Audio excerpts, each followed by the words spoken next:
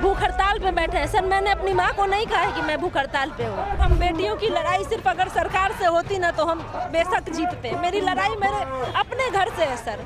Sir जहाँ मैं ये नहीं समझा पा रही कि मैं पढ़ती हूँ, मैं मेहनत करती हूँ। मेरे नंबर पे फ़ोन भी आया है सर, आप देखो, लेकिन मेरी हिम्मत नहीं है मेरी माँ से मुझे बात करने की। मेरी माँ का आज 10:13 में फ़ोन आया है। 10:13 पे, उससे पहले 8:12 में फ़ोन आया है। हम उतने बड़े घर से नहीं आते हैं। हमारी कलम में सर, हम आपके चैनल से कह रहे हैं कि सिर्फ मेरी कलम में ताकत है। हम इसलिए इस तानाशाह सरकार से लड़ रहे हैं कि सर मेरी कलम में ताकत है। मुझे यकीन है कि मेरे माँ बाप आज मेरे से गुस्सा हैं, लेकिन मुझे यकीन है कि जब मैं ये लड़ाई जीतूंगी तो मेरे माँ बाप को भी गर्व होगा। जब मेरी माँ मेरे से पूछती है ना कि पटना में तुम्हारे 3 साल हो गए, तुम्हारा मास्टर्स कंप्लीट हो गया, तुम्हारा नौकरी क्यों नहीं लग रहा है, तुम्हारी पढ़ाई में कमी है, ये बताना एक बेटी के लिए बहुत मुश्किल होता है। जहाँ पे हमारा एज गुजर रहा हो, हमारी शादी की बातें घर में चल रही हो, और सच में कहती हूँ सर, मेरा सपना सिर्फ एक अधिकारी बनने का और प्रोफेसर बनने का था, जो इस सरकार ने मुझे इस कदर तोड़ दिया कि आज मुझे इस गर्दनी बाग में आकर अपनी बात कहना पड़ रहा है कि अगर सरकार अब मेरी बात नहीं सुनेगी तो या तो मुझे मेरी शहादत देना मंजूर है। बिहार के गर्दनी बाग में जो महाआंदोलन हो रहा है, पेपर लीक, पेपर की व्यवस्था जो है उसको लेकर, वो उसका आज 11वां दिन है और अमन जो है वो पिछले 5 दिन से अनशन में बैठे हैं। लेकिन कल से एक और स्टूडेंट हैं, जानवी, ये भी इन्होंने कल से अनशन शुरू कर दिया। हम जानवी से बात करेंगे कि क्या डिमांड है और जानवी कौन कौन सी परीक्षाओं जुड़ी हैं। जानवी, पहले मुझे ये बताओ, आप कहाँ से आते हो, कहाँ के रहने वाले हो? सर मेरा नाम जानवी है और मैं समस्तीपुर की रहने वाली हूँ। मैं कॉम्पिटिटिव एग्ज़ाम की तैयारी कर रही हूँ और मेरा मास्टर्स कंप्लीट हो गया है, और साथ साथ मेरी पीएचडी के लिए भी तैयारी चल रही है नेट जेआरएफ की। तो कौन कौन से एग्जाम से मतलब आप जुड़े हुए या कौन कौन से एग्जाम दिए हैं आपने, क्योंकि यहाँ तो बहुत सारे एग्जाम की बातें हो रही हैं? सर मैंने बीपीएससी एडीयू की मैं अभ्यर्थी रही हूँ, जिसमें व्यापक तौर पर धांधली हुई थी। एसआईटी की जांच हुई, उसमें पेपर लीक का पूरा वेटेज हुआ, पूरे बिहार में इसका जाल फैला था, तमाम जगहों में शिक्षा माफिया का एक बड़ा एजेंट फैला हुआ था। लेकिन इन सब चीज़ों के बावजूद भी कोई भी व्यक्ति जेल नहीं गया, किसी पे किसी तरह की कोई कार्रवाई नहीं हुई। सर बीएसएससी की अभ्यर्थी हूँ सर, 3 साल से इसकी बहाली लंबित है। 3 बार इसका सर फॉर्म भराया गया, लेकिन बहाली अभी तक इसकी नहीं आई है। सर कब एग्जाम कब हुआ था, कब से लटका हुआ है? सर बीएसएससी हम लोगों ने 2023 से फॉर्म भरा था, 2026 हो गए, मतलब 3 साल में अभी तक इसकी बहाली नहीं आई है। बीपीएससी एडीयू की परीक्षा 2025 में मैंने फॉर्म भरा था, 2026 में एग्जाम हुआ, पेपर लीक हो गया। इस पे किसी भी तरीके की किसी पे कोई कार्रवाई नहीं हुई, कोई जेल नहीं गया, किसी पे कोई जांच नहीं बैठी। सरकार से कोई अभी तक उसको लेकर बातचीत या कुछ और उस एग्जाम से रिलेटेड कुछ पहले हुआ है? सर सरकार पूरी तरीके से तानाशाह रवैये पे है। बिहार की अगर मैं व्यवस्था आपको बता दूं सर, तो बिहार में ऐसी कोई भी परीक्षा नहीं है जो बिना पेपर लीक, बिना अनियमितता के हो जाए। सर मैं आपको जानकारी दे दूं, 70वीं बीपीएससी की परीक्षा पिछले साल 90 दिनों तक यहाँ पर छात्र अभ्यर्थी डटे हुए थे। सरकार ने जबरन हम पे लाठीचार्ज कराया, हम पे फर्जी केस किया और हमें जेलों में भेज दिया। उसका मेंस का रिजल्ट आता है सर, रैंक 3 की कॉपी पूरी खाली है, ऐसे का फॉर्मेट नहीं है सर, और उसे रैंक 3 घोषित कर दिया गया। रैंक 9 की एक लड़की वीडियो बनाकर कहती है कि मैंने 40 नंबर का ओएसएम गलत बनाया। 70 में अगर आप 40 गलत बनाते हैं तो आप रैंक 100 में भी नहीं आएंगे। सर जब वो ट्रेनिंग करते हैं और उनका एक वीडियो वायरल होता है, उसमें उन्हें अगस्त इंडिपेंडेंस का वर्ड मीनिंग लिखने नहीं आ रहा है। सर 70वीं बीपीएससी की बात बता दूं सर, तो आयोग के पास कोई डाटा नहीं है कि कितने बच्चे हिंदी मीडियम के हैं, कितने बच्चे इंग्लिश मीडियम के हैं। तो सर कॉपी कैसे जांची गई, कैसे टीचरों का रिक्वायरमेंट हुआ? सर ये सवाल खड़े करता है इस आयोग पे। सर जब आयोग कहता है कि अगर तुम हमारे खिलाफ बोलोगे तो हम तुम्हें डिवर कर देंगे, यानी 3 साल के लिए, 5 साल के लिए आपको अयोग्य कर देंगे। कुछ अभ्यर्थी यहाँ मास्क में दिख रहे हैं, एग्जाम नहीं दे पाते हैं, मास्क में दिख रहे हैं, वो अभ्यर्थी डर से हैं कि अगर आयोग मुझे पहचान जाएगा मेरे लेंस से, मेरे फेस से, तो मुझे अयोग्य घोषित करेंगे। ये भी अभ्यर्थी हैं बीपीएससी 70वीं के, लेकिन ये अपना चेहरा नहीं दिखा। सर हम कैसे लोकतंत्र में रह रहे हैं? 80 साल हमने मनाया अपना महापर्व, स्वतंत्रता दिवस का। सर आज हम महिलाएं बिहार में भूख हड़ताल पे बैठे हैं। सर मैंने अपनी माँ को नहीं कहा है कि मैं भूख हड़ताल पे हूँ, मैं ये लड़ाई अपने घर से भी लड़ रही हूँ। घर पे क्या बताया है आपने जानवी? सर मेरे घर में किसी को, बस मेरी माँ को मैंने बस पूछा था, मेरी माँ ने सीधा मुझे मना कर दिया। लेकिन ये अनशन पे नहीं बैठना है। नहीं बैठना है। लेकिन सर ये लड़ाई, अब ये लड़ाई सिर्फ पेपर लीक की लड़ाई नहीं है सर। मैंने सर 3 साल कॉम्पिटिटिव एग्जाम की तैयारी की, मेरा ग्रेजुएशन मास्टर सर मैथ से हो रखा है सर। एनटीए जो कंपनी कर चलाती है, हमारा नेट जेआरएफ कराती है सर। अभी तुरंत 10 दिन पहले 3 विषयों की हाँ पेपर में धांधली उसमें आई थी। सर आप बताओ ना, मैं पीएचडी ठीक से कर सकती हूँ ना मैं कोई अधिकारी बन सकती हूँ। तो सर मेरा करियर क्या है सर?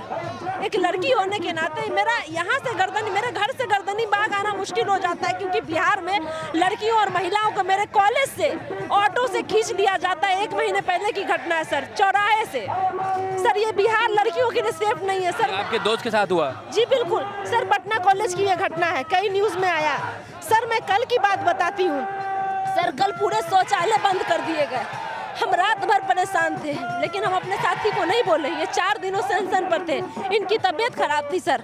सुबह 9 बज गए, जब मुझे नहीं रहा गया सर, मैंने इन्हें कहा कि सर अब मेरे से नहीं होगा, शौचालय बंद है, कहाँ जाऊँ? हम दोनों और तमाम छात्र गए गर्दनी बाग थाना में 1 घंटे बैठे। पुलिस हमारे प्रॉब्लम्स को सॉल्व करने के बजाय हमसे सवाल कर रही है बार बार, आप कौन है, आप छात्र नेता है, आपको नहीं पता। सर हम सिर्फ इतनी मांग कर रहे हैं कि हम जिस प्रदेश में रह रहे हैं, जिस राज्य में रह रहे हैं, वहाँ के मुख्यमंत्री, वहाँ के शिक्षा मंत्री सिर्फ इस बात की अकाउंटेबिलिटी नहीं तय कर सकते कि हम जिस राज्य में रह रहे हैं उस राज्य में हम रोजगार पाएं। सर मेरा घर, हम उतने बड़े घर से नहीं आते हैं। हमारी कलम में सर, हम आपके चैनल से कह रहे हैं कि सिर्फ मेरी कलम में ताकत है। हम इसलिए इस तानाशाह सरकार से लड़ रहे हैं कि सर मेरी कलम में ताकत है, आप मुझे वैसी ट्रांसपेरेंसी और वैसा फेयर एग्जाम दिलवाइए जिससे सर मेरा जो सपना है, मेरे माँ बाप का सपना है, जिससे आज मैं लड़ कर आई हूँ कि मुझे इस अनशन पे इसलिए बैठना है क्योंकि इस देश में शिक्षा व्यवस्था, इस बिहार की शिक्षा व्यवस्था बढ़ती जा रही है। अगर मैं नहीं बैठूंगी तो मेरी जो बहनें, उन्हें हिम्मत नहीं मिलेगी कि हम गर्दनी बाग आए। सर मुझे यकीन है कि मेरे माँ बाप आज मेरे से गुस्सा हैं, लेकिन मुझे यकीन है कि जब मैं ये लड़ाई जीतूंगी तो मेरे माँ बाप को भी गर्व होगा कि इस लड़ाई जो सरकार मेरे अधिकारों और मेरे रोजगार पे हमला कर रही है, मेरे करियर के साथ खेल रही है, उस सिस्टम से मैंने लड़ाई लड़ी है और मैं एक अधिकारी बनकर चयनित होंगी सर। ये मेरी लड़ाई है। और सर मैं कहती हूँ कि इस स्टेज से मेरी शहादत हो जाए सर, लेकिन मैं इस स्टेज से 1 इंच पीछे नहीं हटूंगी अपनी मांगों को लेकर, क्योंकि मुझे पता है सर कि मैंने बहुत मेहनत की अपनी पढ़ाई में। जानवी घर में कौन कौन है? सर मेरा घर जॉइंट फैमिली है और मेरे मम्मी पापा, मेरे अंकल आंटी, बहुत सारे लोग हैं। और सर मैंने बस अपनी माँ को बस इतना कहा था कि मुझे ये करना है, उन्हें बहुत कड़े शब्दों में मुझे मना किया। पिताजी क्या करते हैं? सर मेरे पापा बिजनेसमैन है। अच्छा, तो अगर उनको पता चलता है फिर घर वालों को? सर उन्हें पता चल गया है, मेरे नंबर पे फ़ोन भी आया है सर, आप देखो। हाँ। लेकिन मेरी हिम्मत नहीं है मेरी माँ से मुझे बात करने की। मेरी माँ का आज 10:13 में फ़ोन आया है। 10:13 पे, उससे पहले साढ़े 8:12 में फ़ोन आया है। उन्हें रात में किसी को पता चला होगा, मेरे घर के लोगों को। सुबह मेरी माँ को 8 बजे फ़ोन गया होगा। मेरी माँ मुझे फ़ोन कर रही है सर, मेरी हिम्मत नहीं है मेरी माँ से बात करने की। अच्छा, इतने सालों से तैयारी कर रहे हो आप लोग, मतलब समस्या सबको होती है, लड़का हो लड़की हो, लेकिन लड़कियों को थोड़ी ज़्यादा होती है। तो घर वाले कभी ये नहीं बोलते कि बेटा आप कुछ और कर लो, या पापा का बिजनेस है, बिजनेस ज्वाइन कर लो, या कुछ कर लो, या शादी का भी प्रेशर होता है, तो वो सब कैसे डील करते हो उन सब चीज़ों को? सर हम बेटियों की लड़ाई सिर्फ अगर सरकार से होती ना तो हम बेशक जीतते। मेरी लड़ाई मेरे अपने घर से है सर। जहां मैं ये नहीं समझा पा रही कि मैं पढ़ती हूँ, मैं मेहनत करती हूँ, लेकिन ये निकम्मी सरकार है जिसके शासन में पेपर लीक हो जाते हैं। सर जब मेरी माँ मेरे से पूछती है ना कि पटना में तुम्हारे 3 साल हो गए, तुम्हारा मास्टर्स कंप्लीट हो गया, तुम्हारा नौकरी क्यों नहीं लग रहा है, तुम्हारी पढ़ाई में कमी है। सर हमारे माँ बाप उतने पढ़े लिखे नहीं होते हैं कि इतनी बातें समझे, एनटीए, नेट, जेआरएफ, ये सब, उन्हें बस नौकरी की बात समझ में आती है। सर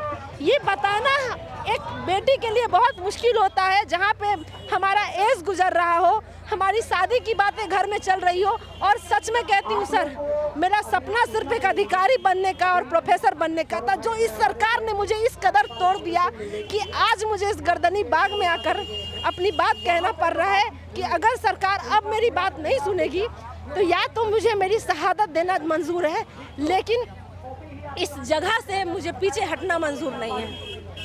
तो अभी अगर सरकार बात करती है तो मांगों में कुछ ढिलाई होगी या पूरी मांगें वही होनी चाहिए? सर, हमने पूरी कोशिश की कि हम सरकार से असमंजस बना के रखें और सरकार से वार्ता करें, लेकिन सरकार हमसे वार्ता करने को तैयार नहीं है। आज हमारे प्रतिनिधिमंडल गए हैं, उनसे क्या वार्ता होती है उसके बाद सर हमारी आगे की रणनीति तय होगी। अच्छा, सीएम सम्राट चौधरी और जो शिक्षा मंत्री हैं मिथिलेश तिवारी, अगर वो ये वीडियो देखें तो उनको क्या संदेश होगा आपकी तरफ से और स्पेशली महिलाओं की तरफ से जो तैयारी कर रही हैं? सर, मेरा बस इतना ही संदेश हो कि सर, हमने बहुत उम्मीद से आपको चुना था। 10 सालों में सर आपने उस व्यवस्था को पूरी खराब कर दिया। सर, हम छात्राएं हैं, हम महिलाएं हैं, हमें बहुत लड़ाई लड़नी होती है। सर, आप पेपर लीक के मुद्दे पे सवाल करिए। पेपर लीक का जो चैनल है, पेपर लीक का जो जाल है, इसको खत्म करिए और बिहार में एक शिक्षा की अलग जगाइए और एक नई क्रांति जलाइए। ठीक है, तो कुल मिला के बातें आपने सुनी। जानवी जैसी हजारों छात्राएं होंगी जो पेपर लीक और इन सारे मुद्दों को झेल रहे होंगे और घर वालों से भी उनकी एक लड़ाई है कि भाई हमें तैयारी करने दीजिए, हम अपनी पूरी मेहनत कर रहे हैं, लेकिन वो सफलता मिल नहीं रही है। उसमें सिर्फ हमारी गलती नहीं है। सरकार अगर ठीक से पेपर कराएगी तो ये बच्चे, वो कहते हैं ना कि उतने अधर में नहीं रहेंगे, उनको कन्फ्यूजन नहीं रहेगा। अभी हर तरह की कन्फ्यूजन है, घर से भी, खुद से भी और सरकार से भी। अब इसका जो भी सॉल्यूशन है वो सरकार को निकालना है कि तंत्र कैसे ठीक किया जाए, वो सरकार को ही देखना है। इस वीडियो में फिलहाल इतना ही। ये छात्र यहाँ डटे हैं, सरकार क्या फैसला लेती है, सरकार क्या करती है, ये इसका पूरा अपडेट जो है वो आने वाले वीडियो में आपको मिलता रहेगा। आप खबरगांव देखते रहिए।